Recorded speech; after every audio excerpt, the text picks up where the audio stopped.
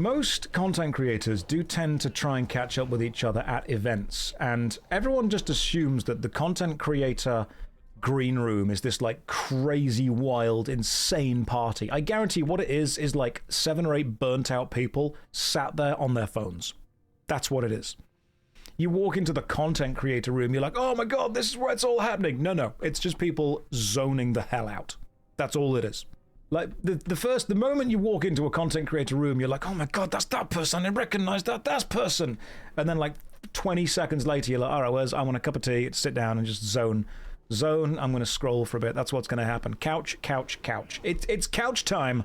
That's what happens. It's straight up couch time.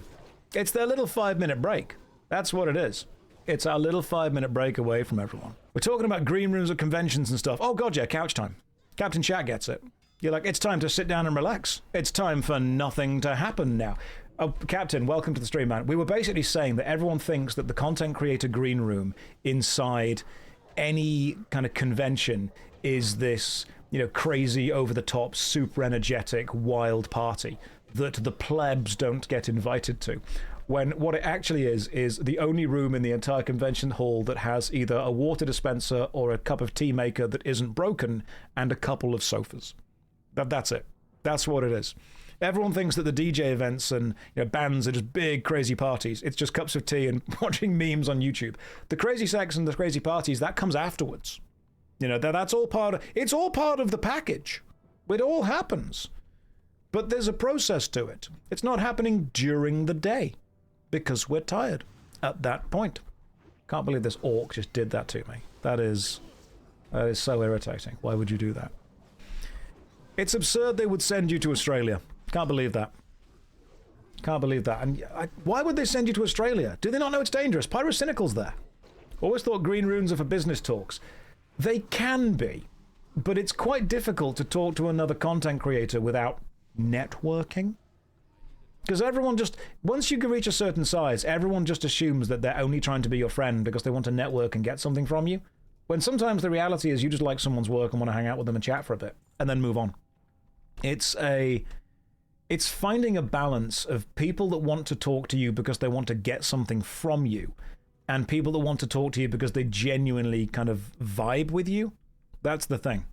It's finding that balance of the connection because you're interested in kind of hanging out and chatting to them and the connection because you want to climb that corporate ladder. You would like to local area network with me. Well, that makes me feel a lot better. All right, you get some port forwarding going on and we're going to play Command & Conquer Renegade together. That's the plan. Do I feel that way when people approach me? Elgato, when people approach me, the first thing I notice is the audacity. I'm fine with people walking up and chatting to me. That's totally okay. That is absolutely fine. If I'm at an event, normally I'm at the event specifically to be able to talk to people. And if I'm trying to, chat to people and hang out and communicate and all that jazz, it's always good fun when we're able to meet people, hang out, have a conversation. What I would say is I like it when people have a level of social intelligence, because that is... I hate to prove stereotypes of conventions right, but there is sometimes an aspect of social intelligence that is lacking. And by that I mean someone who just walks up and does not stop talking, someone who does not understand the social graces of I need to move on now, someone who will literally just follow me around. Like, I've heard stories from other content creators of they've left events and they've gone to get into a taxi with a bunch of friends, and then they realize that there's one person in the taxi that none of them know, and it's just a fan that was following them and thought this was a weird fan meet, so they all just got into the taxi and sat there, which personally, a little bit weird.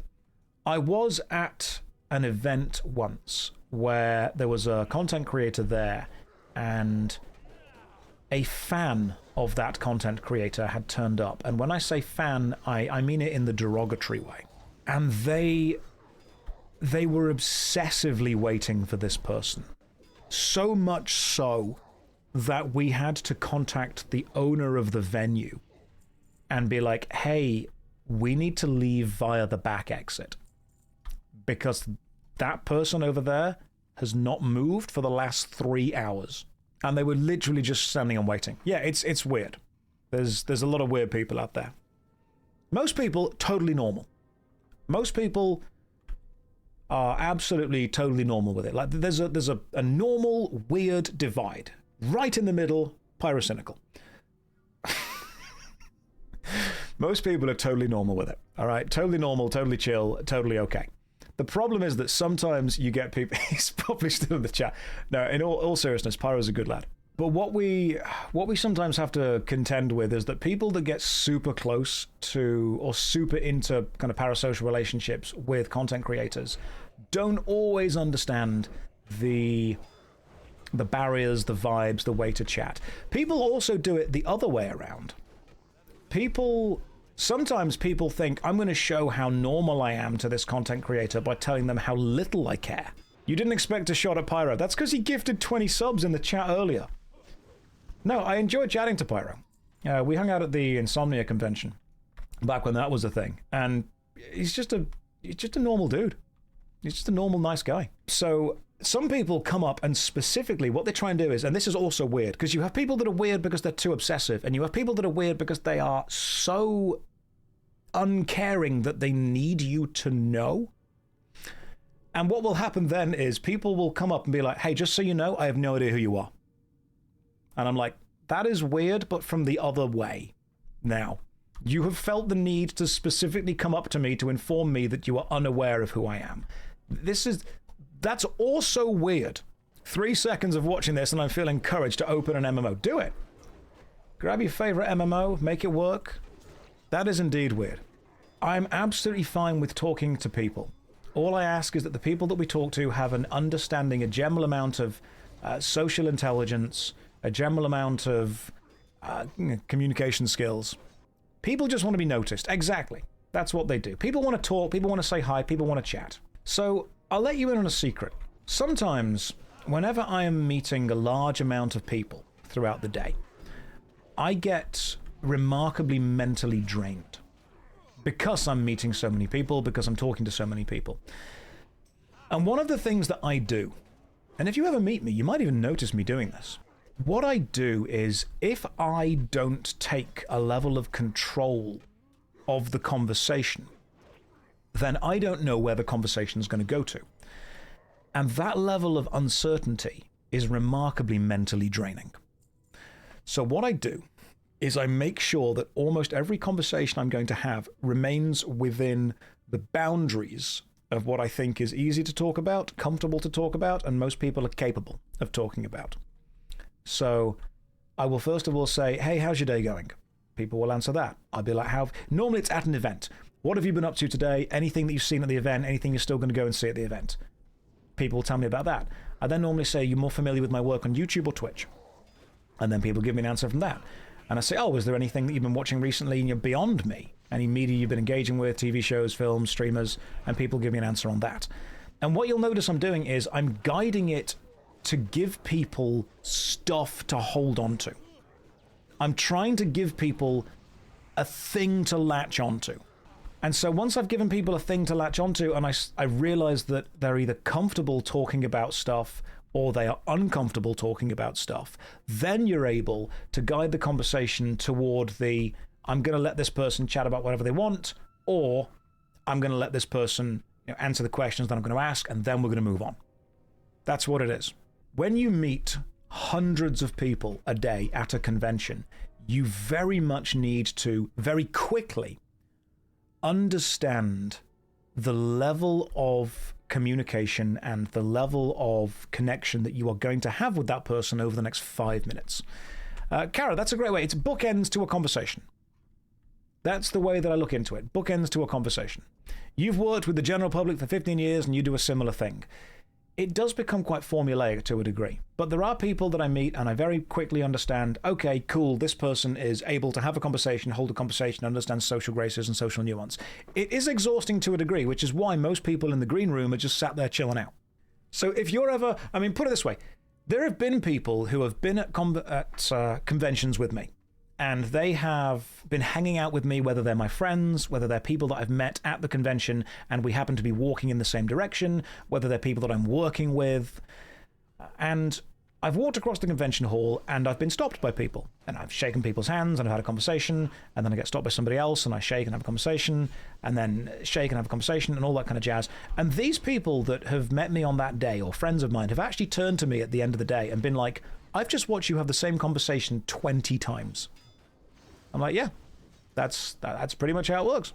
Some people have even turned to me and said, I have no idea how often you get stopped at conventions, but you also have to work out the type of convention. Like, there will be conventions that no one recognizes me at. Like, I went to the Arnold's, which is the bodybuilding convention at the NEC. No one there knew me. Great. Last time at the Arnold's, I actually did get recognized by someone in a queue. A guy came up behind me and went, are you JoshStrifeHayes? But when I went to RuneFest, everyone at RuneFest knew me. We got the Mark of the Dragon Lord again! Hell yes! That is the epic ring. That is the 0.96% epic ring. Fan, that is the third time I've seen this ring. That is brilliant. Oh, I'm so happy. Epic ring. Brilliant. You went to over 100 meetings with a big CEO for an IT firm, and he'll tell the same story in every single meeting, and each time they loved it. Yeah, scuffed. It becomes a performance. To a degree, it does become a performance. How often do I get stopped at Crufts? It depends if I'm wearing the mask or not. Like, if you wore a regular graphic t-shirt, no one would recognize you. You'd think so, Spanish Raccoon, but I've been recognized in Aldi before. Inju, don't do that face. Josh, no. You can't tell me how to live my life. When they say they hate something I love, that's when I'm lost in real life. At least in my early 20s, that's when I checked out of conversations. I see. It's why I like sitting in school having to perform rather than making an excursion. Yeah, absolutely. There's... Talking with a lot of people can be difficult until you realize a couple of tricks. One, guiding the conversation really helps. Two, the vast amount of people want to talk about themselves. If you are unsure what to talk about with someone, just ask them about themselves. Asking people to talk about themselves. You know, have you ever been around someone and they've said, oh, that person's an amazing conversationist. Oh, they're great at talking. You can just let people talk about themselves, and that person will think that you are a great person to have a conversation with, when actually you've not had any conversation with them whatsoever. You have literally just let them talk about themselves. I have sometimes been in conversations with people where all I've done is listened. And people have then said to me, oh my God, you're an amazing conversationalist. And I didn't have the heart to say to them, I've done nothing. I've literally just listened to you ramble. But right now, that was what you needed. People will have more in interest of you if you ask questions about them. Absolutely. They will. Some people just need to be listened to. But Josh, we're all listening to you ramble right now. I know, this is therapy for me.